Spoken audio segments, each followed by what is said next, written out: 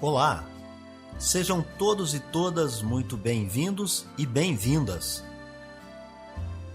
Eu sou Beto Ramos e esse é o programa Café com Espiritismo.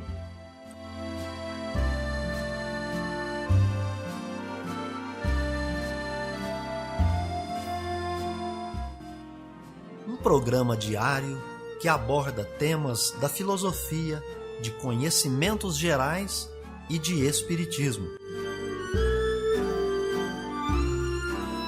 A verdade é o conhecimento que liberta.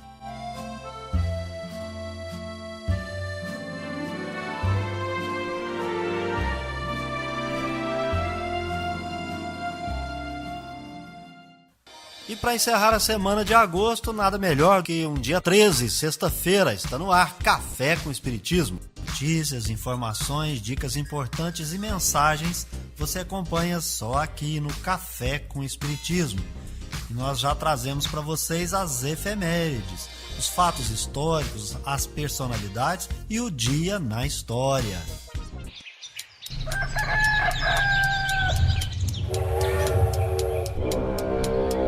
Dia na história.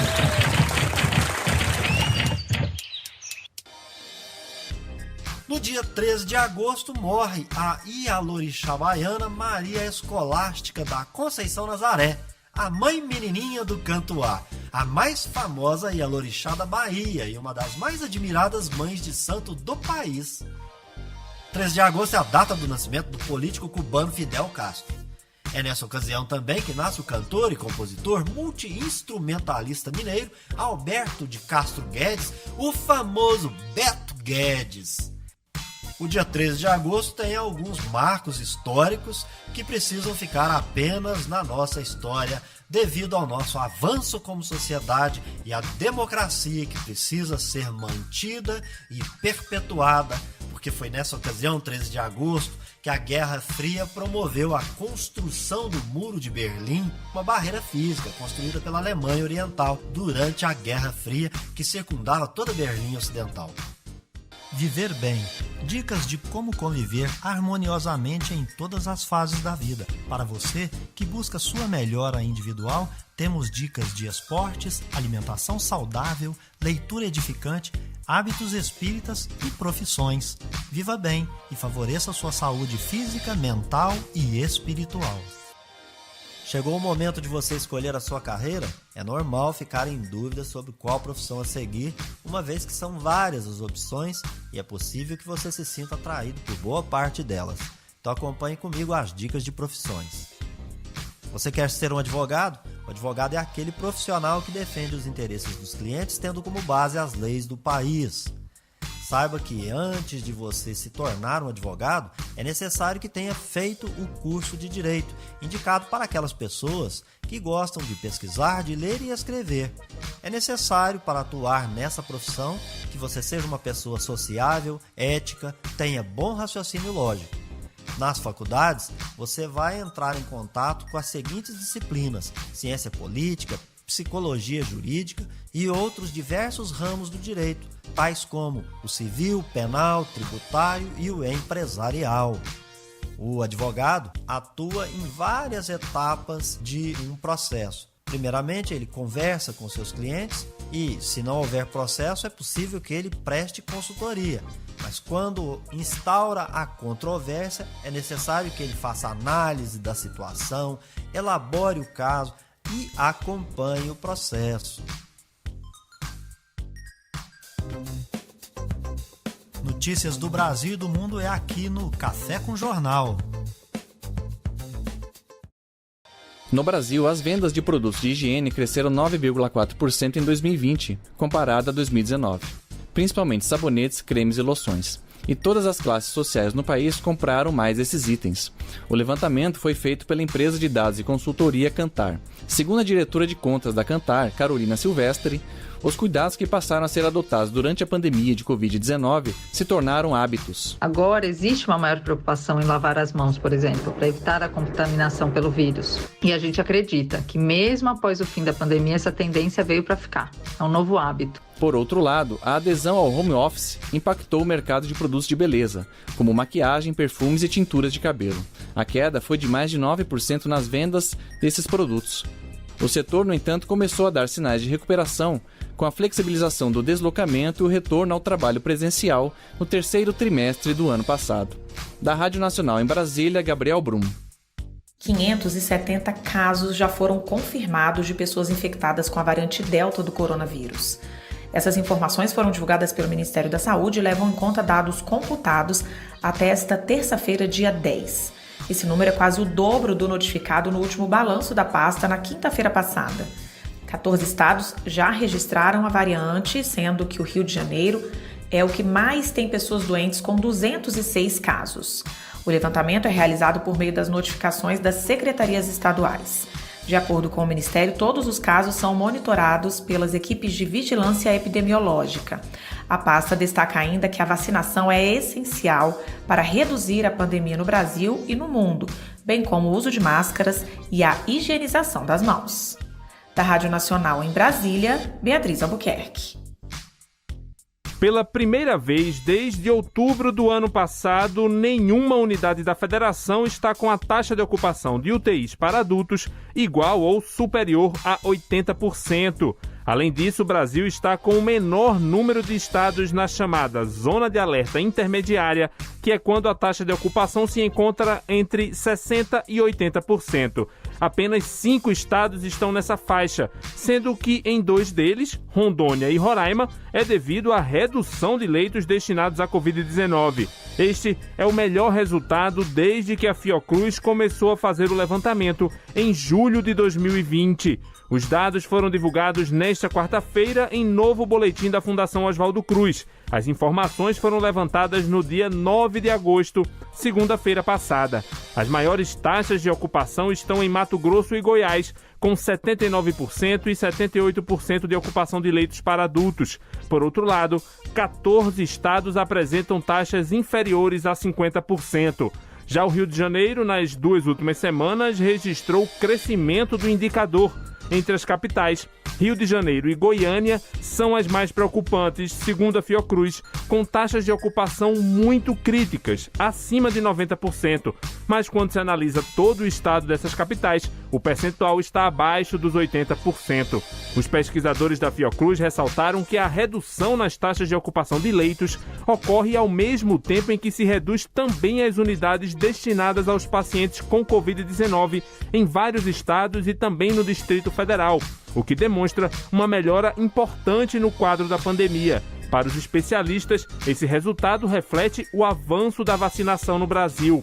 O boletim da Fiocruz ainda mostra que houve uma redução em uma semana de 1,1% no número de óbitos e de 0,8% no número de casos. Porém, a instituição alerta que a média de mais de 33 mil casos por dia, assim como de 910 mortes diárias, ainda é muito elevada, o que requer a manutenção dos cuidados, como o uso de máscaras e distanciamento social, mesmo para quem já está vacinado, ainda mais com o surgimento de novas variantes, como a Delta. Da Rádio Nacional em Brasília, Lucas Por Deus Leon. Amor à sabedoria. Está no ar o Filosofando. Para todo aquele que pesquisa, lá no Evangelho segundo o Espiritismo você encontra resumo da doutrina de Sócrates e Platão. Nessa semana nós trazemos para você esse resumo. A virtude não pode ser ensinada, ela vem por um dom de Deus aos que a possuem. É quase a doutrina cristã sobre a graça, mas se a virtude é um dom de Deus, é um favor, e pode perguntar-se por que ela não é concedida a todos. De outro lado, se ela é um dom, não há mérito de parte daquele que a possui. O Espiritismo é mais explícito. Ele ensina que aquele que a possui a adquiriu pelos seus esforços nas vidas sucessivas, ao se livrar pouco a pouco das suas imperfeições. A graça é a força que Deus concede a todo homem de boa vontade para se livrar do mal e fazer o bem. Há uma disposição natural em cada um de nós para nos apercebermos bem menos dos nossos defeitos do que dos defeitos alheios. O Evangelho diz: vê a aresta no olho do teu irmão e não vês a trave no teu? Se os médicos fracassam na maior parte das doenças, é porque tratam do corpo sem a alma, e porque se o todo não se encontra em bom estado, é impossível que a parte esteja bem. O Espiritismo oferece a chave das relações entre a alma e o corpo e prova que existe incessante reação de um sobre o outro. Ele abre assim um novo caminho à ciência, lhe mostrando a verdadeira causa de certas afecções, dá-lhe o meio de combatê-las. Quando ela levar em conta a ação do elemento espiritual na economia orgânica, fracassará menos. Todos os homens, desde a infância, fazem mais mal do que bem. Essas palavras de Sócrates tocam a grave questão da predominância do mal sobre a Terra, questão insolúvel sem o conhecimento da pluralidade dos mundos e do destino da Terra, onde se encontra apenas uma pequena fração da humanidade. Só o Espiritismo lhe dá a solução, que é desenvolvida logo adiante nos capítulos seguintes. A sabedoria está em não pensares que sabes aquilo que não sabes. Isto vai endereçado àqueles que criticam as coisas, de que frequentemente nada sabem. Platão completa este pensamento de Sócrates ao dizer: tentemos primeiro torná-los, se possível, mais honestos nas palavras. Se não conseguirmos, não nos ocupemos mais deles e não busquemos mais do que a verdade. Tratemos de nos instruir, mas não nos aborreçamos. É assim que devem agir os espíritas com relação aos seus contraditores de boa ou má fé. Se Platão revivesse hoje, encontraria as coisas mais ou menos como no seu tempo e poderia usar a mesma linguagem. Sócrates também encontraria quem zombasse de sua crença nos espíritos e o tratasse de louco, assim como ao seu discípulo Platão. Por haver professado esses princípios, Sócrates foi primeiro ridicularizado, depois acusado de impiedade e condenado a beber cicuta.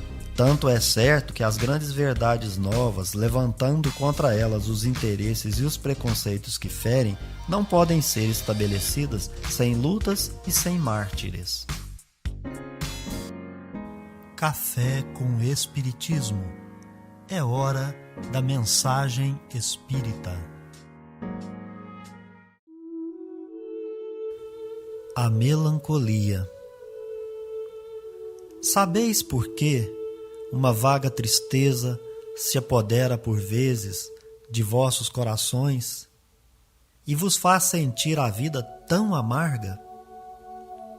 É o vosso espírito que aspira à felicidade e à liberdade, mas ligado ao corpo que lhe serve de prisão, se cansa em vãos esforços para escapar. E vendo que esses esforços são inúteis, cai no desânimo, vendo o corpo sofrer sua influência com a languidez, o abatimento e uma espécie de apatia que de vós se apoderam, tornando-vos infelizes. Acreditai no que vos digo e resisti com energia a essas impressões que vos enfraquecem a vontade. Essas aspirações de uma vida melhor são inatas no espírito de todos os homens, mas não a busquei neste mundo. Agora que Deus vos envia os seus espíritos para vos instruírem sobre a felicidade que vos está reservada, esperai pacientemente o anjo da libertação, que vos ajudará a romper os laços que mantêm cativo o vosso espírito. Pensais que tendes a cumprir durante vossa prova na terra uma missão de que já não podeis duvidar, seja pelo devotamento à família, seja no cumprimento dos diversos deveres que Deus vos confiou. E se no curso dessa prova, no cumprimento de vossa tarefa, virdes tombarem sobre vós os cuidados, as inquietações e os pesares, sede fortes e corajosos para os suportar.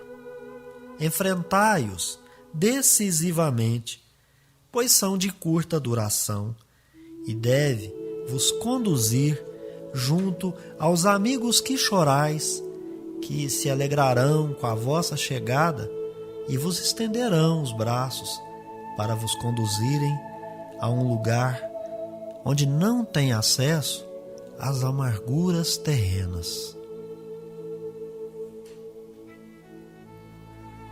O Evangelho segundo o Espiritismo, no texto ditado pelo espírito François de Geneve, em Bordeaux, na França, convida para o conhecimento íntimo.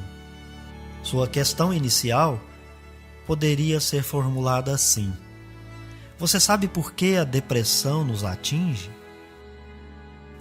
Tristeza, insatisfação com a vida, traz como causa a não aceitação do espírito com a prova da encarnação.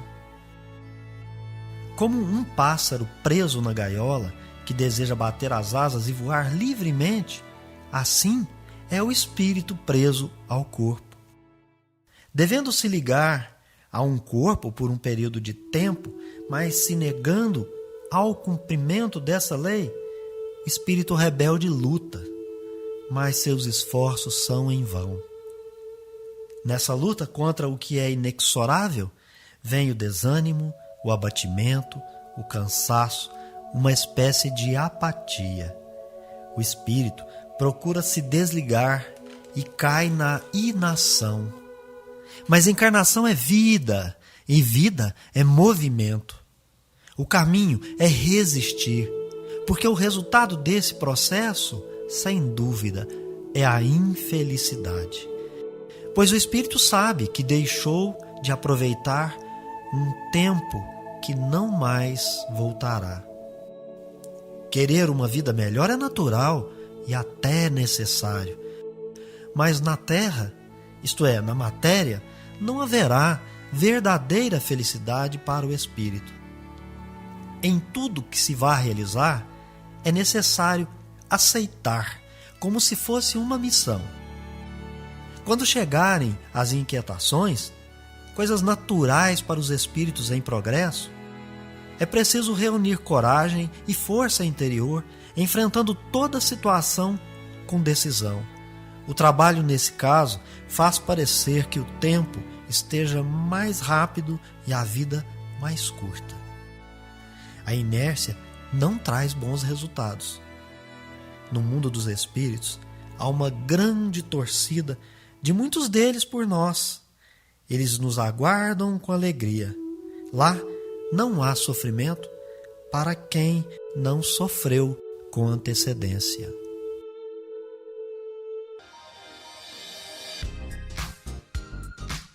Então é isso aí, pessoal. Se inscreva no nosso canal, deixe o seu comentário, a sua impressão. Um abraço, até o próximo Café com Espiritismo. Tchau! Este foi o nosso programa Café com Espiritismo.